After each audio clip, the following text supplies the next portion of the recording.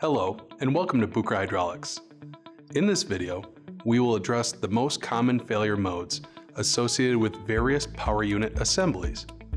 We will also determine the most likely root causes for each of these failure modes, and then address how to correct these issues safely and effectively. I'll be referencing a standard Bucher Hydraulics power unit as we navigate through these topics. The first step in any power unit troubleshooting is to understand what product you are working with.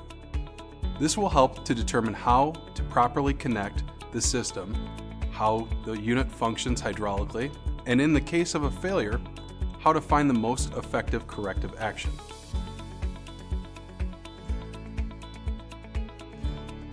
Identifying the type of system you are working with is as simple as locating the unit's model code listed on the serial number label.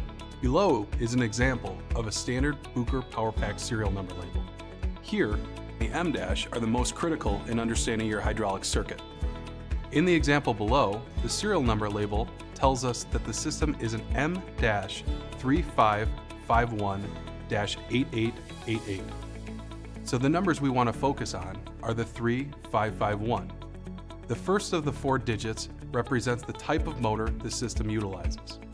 A 3 represents a DC system, while a 4 represents an AC system. The second digit, in this case a 5, represents the size of the aluminum center section used in the power unit.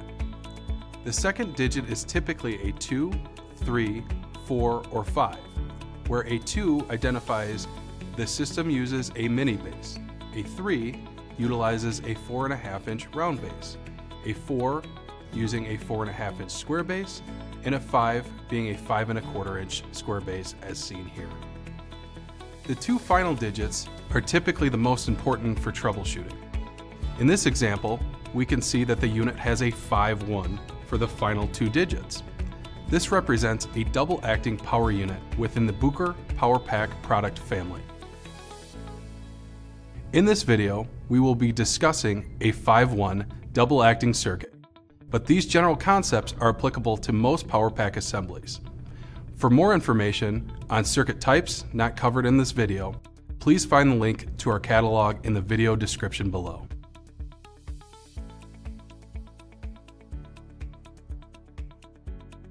Before jumping into the troubleshooting portion of this video, it is most important to review the safety tips to ensure that you are properly protecting yourself. Our hydraulic power packs can build pressures well in excess of 3,000 psi. Because of this, we highly recommend eye and skin protection. All troubleshooting tips covered in this video are intended for use by qualified individuals with a basic knowledge of hydraulic and electrical principles. When wiring your hydraulic power unit, it is critical that you follow all local electrical and safety codes, the national electrical codes in your jurisdiction, and all OSHA requirements. Finally, we highly recommend referring to the user's manual of the piece of equipment you are servicing prior to watching this video. We will now review how to ensure that your power pack is properly installed both hydraulically and electrically. Bucher Hydraulics sells a wide range of AC and DC power units in a variety of different voltages. It is important when installing your Bucher power pack that you review the motor's voltage as shown on the motor nameplate. Next, ensure that your system has a strong power and ground connection. On DC systems, we recommend, when possible, ground the power unit directly to the battery's negative terminal. There are two common grounding points on Bucher Hydraulics power pack systems. The primary grounding point would be the negative terminal on the DC motor. If a dedicated ground terminal is not available on your system, as shown in the example unit below, there will be a dedicated grounding point on the aluminum center section of the power pack. Once you have ensured that you have proper system power and ground, it is important to check all electrical connections to all other functions. This includes solenoid-operated valves, control pendants, and any other associated electronics.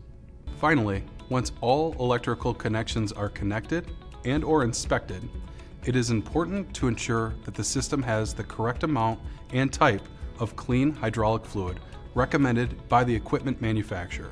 I would like to stress this point. The hydraulic fluid used in Bucher power packs is dependent on the application's operating parameters. Therefore, it is important to refer to the equipment manufacturer's owner's manual to ensure that the proper fluid is being used. Similarly, fluid reservoir fill procedures vary from application to application.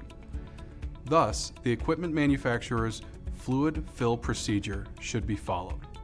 If your system does not have an equipment manufacturer's recommendation, we recommend any quality hydraulic fluid with a viscosity between 100 and 350 SUS when operating in your application's ambient temperature range. Typically, a standard ATF will work well in most operating conditions. For a full list of recommended fluid types, please see the link in the video comments and reference our M-Series DC Power Unit catalog. In this video, we have covered common troubleshooting issues found in power unit assemblies. Please visit our YouTube channel for access to a growing catalog of product videos, instructional information, troubleshooting guides, and more. Thank you.